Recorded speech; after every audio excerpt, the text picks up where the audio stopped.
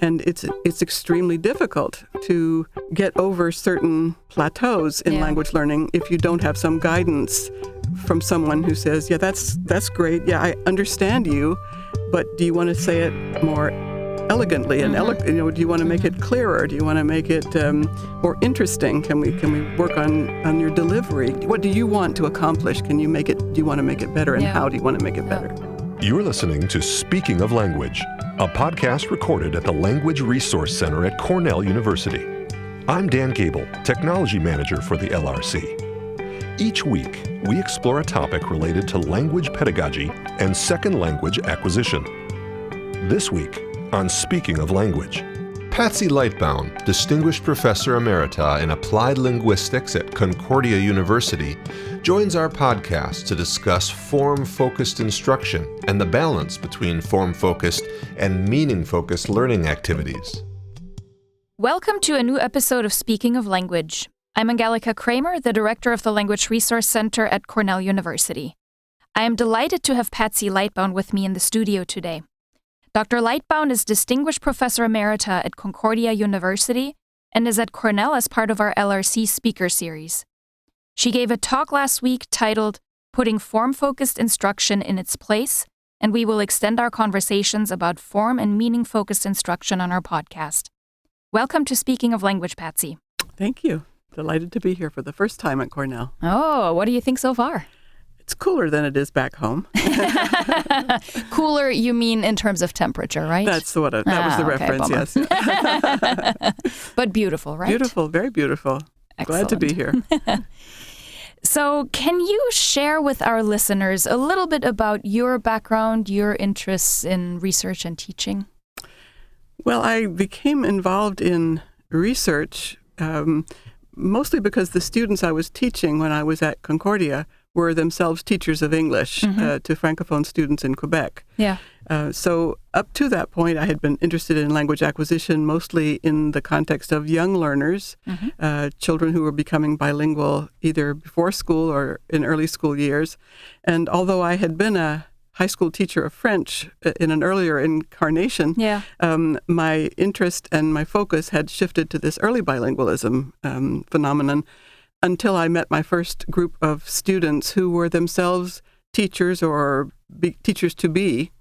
And for them, the findings of research on early childhood bilingualism were interesting because many of them had children who were becoming bilingual at home, but they couldn't quite see the relevance of that to what was going on in their classrooms. And so my colleagues and I decided that there was only one cure for that, and that was to get into the classrooms and see what was happening.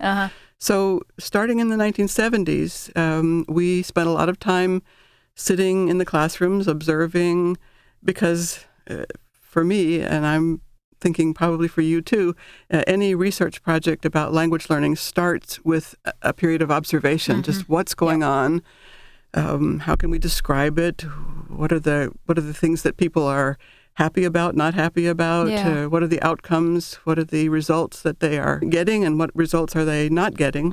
So that was how it started, and by the late 70s, my good friend and colleague Nina Spada was my graduate student, and she and I became a kind of team together with some other colleagues and students, and we spent a lot of time observing and then gradually developed some interventions in order to test out some ideas. On the basis of the observations, we would see certain things happening. I mean, those early observations took place in classrooms that were essentially audiolingual in their design.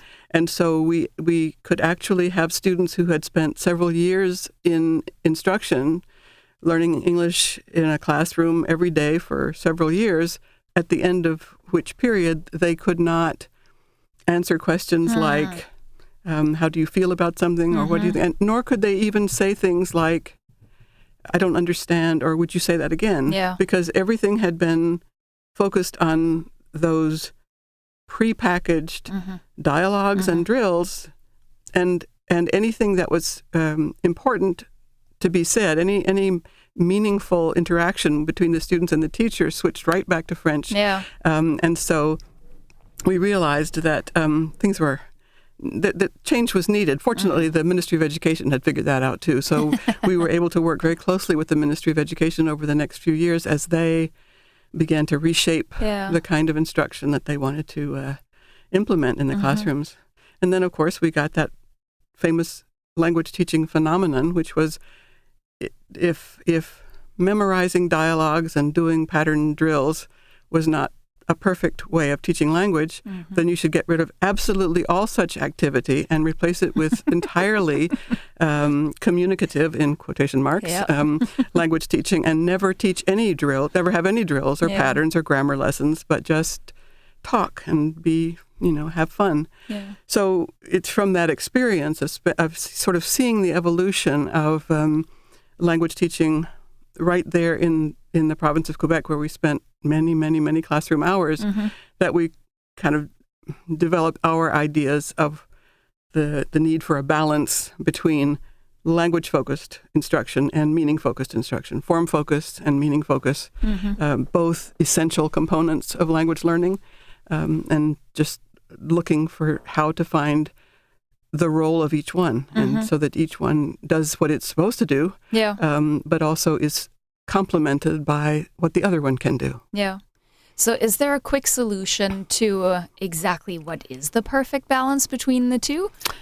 Well, in the talk, one approach that I have found really useful, as you will have heard me elaborate, one approach that I have found really useful is the approach that builds on the work of Paul Nation, the 4 strands for language teaching. And I came upon this his idea, how long ago now? More than 10 years ago? No, 2007 was the first publication I remember coming across. And he argued in that paper, and has also followed up with that there really are 4 essential elements in every language teaching environment, every language learning environment. And I have found that a very clear and useful guideline for helping teachers to look at what they're doing in the classroom to determine whether they're doing enough of each of these different elements.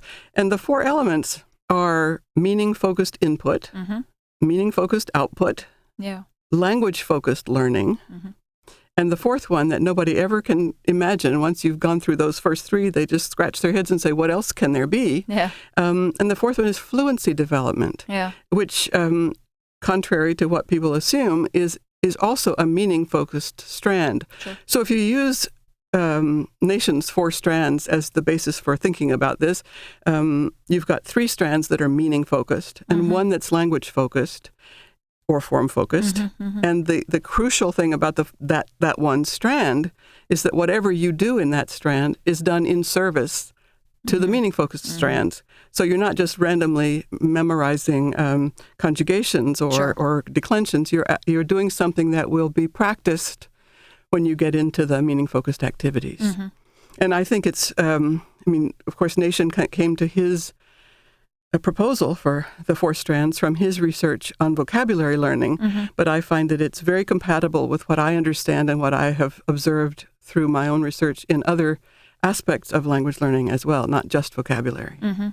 Yeah, absolutely. So for our listeners who are in the classroom and they're trying to figure out exactly to find that perfect balance between focusing on form and focusing on meaning, does this language focus or focus on form mean that it's okay to explicitly teach grammar, or do you think that this focus on language and form should be done implicitly? Well, you've asked me, so I'll tell you what I think. And I am convinced that not only is it desirable for teachers sometimes to be very explicit about what it is that students should be paying attention to in the language itself. Not only is it desirable, it is in some situations absolutely necessary, because if you are using language only to exchange meaningful notions, there's just so much that you won't get. There are certain features of language that are either so infrequent or so non-salient that through conversation, you almost literally can't grasp them unless you're looking for them.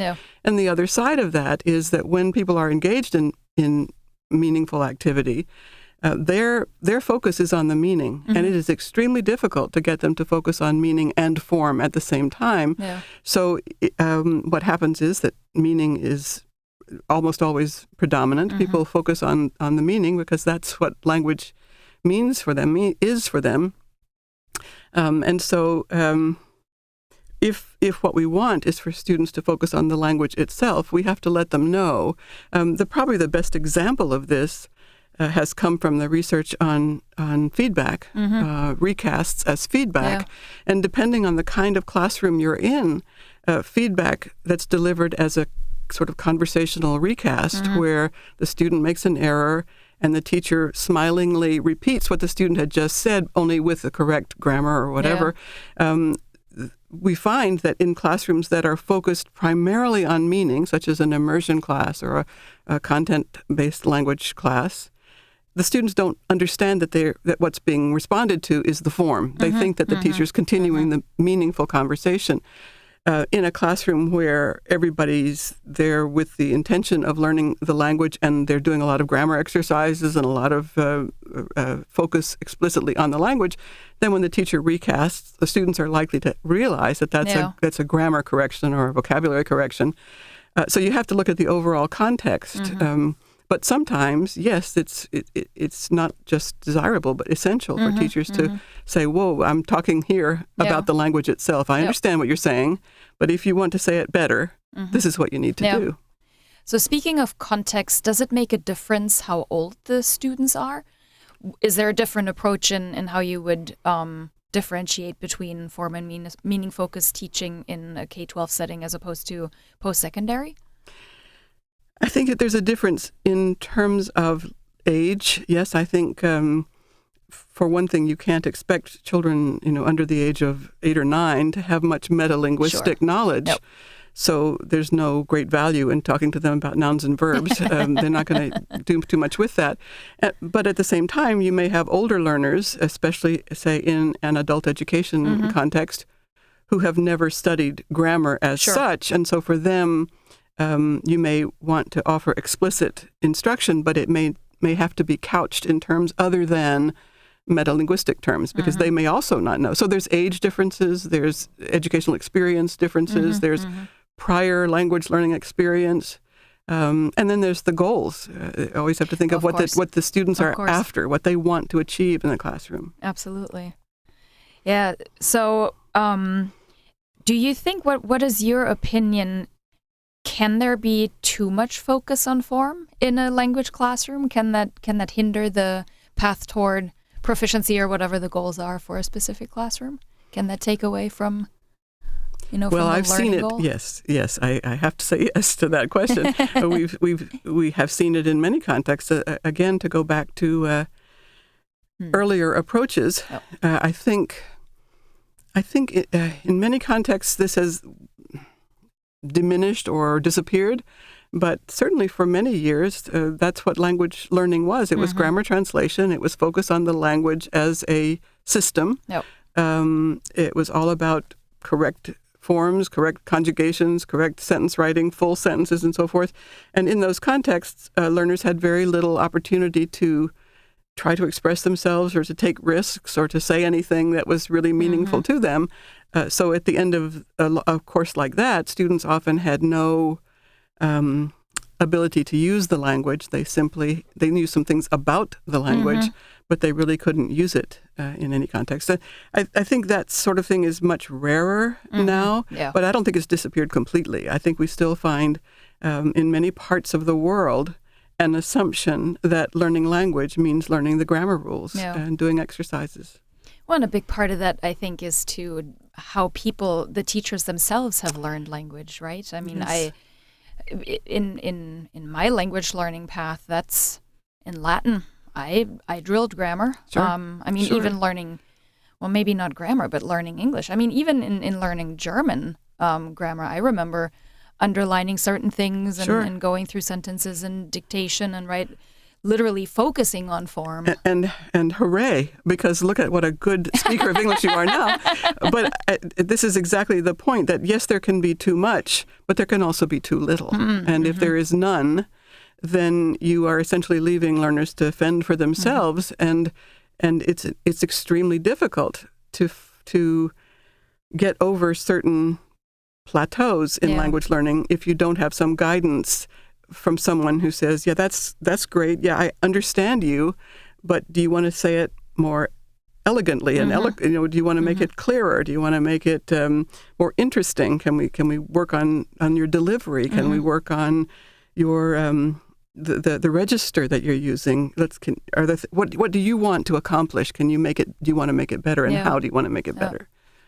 Yeah, sometimes what I also find interesting in speaking with students, either that I have taught, that I am teaching, or classes that I have observed, there are certain students who want that structure, who want to understand, well, how does the language work, right? What are the grammatical features?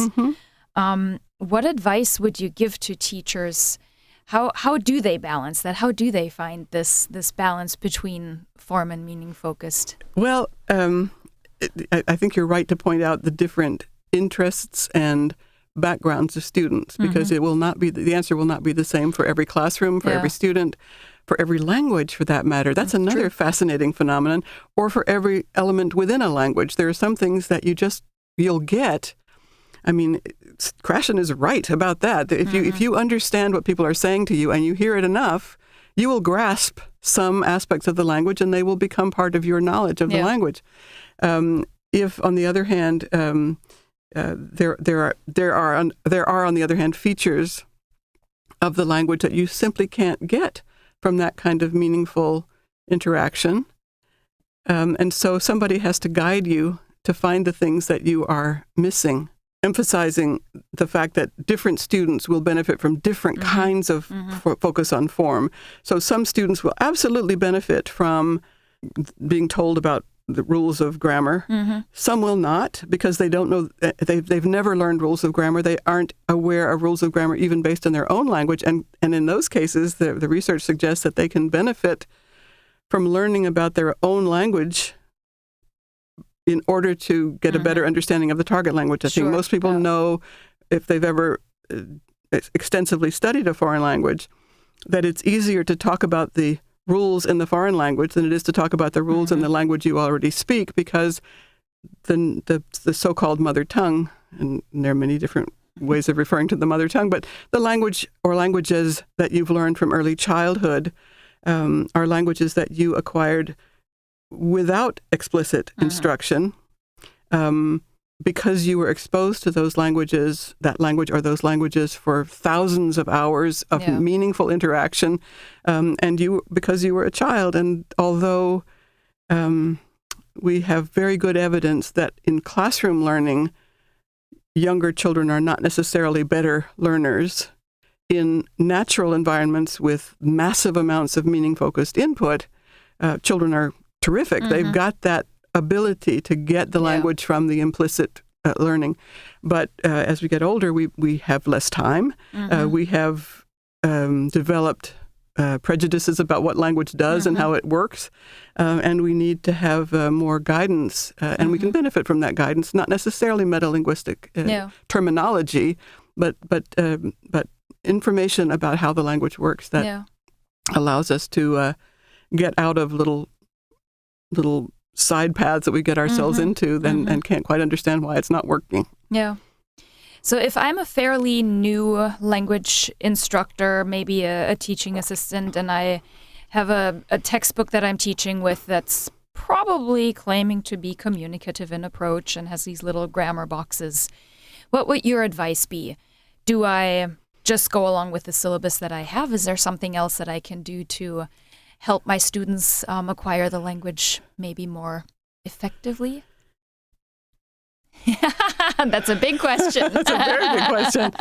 Yeah, I think it really is, there is no question about the fact that a new teacher who has not had a lot of experience will draw on really two sources of knowledge. One is the one that you mentioned, which is the way they were taught. The other is the textbook, the holy grail, the textbook that they follow slavishly.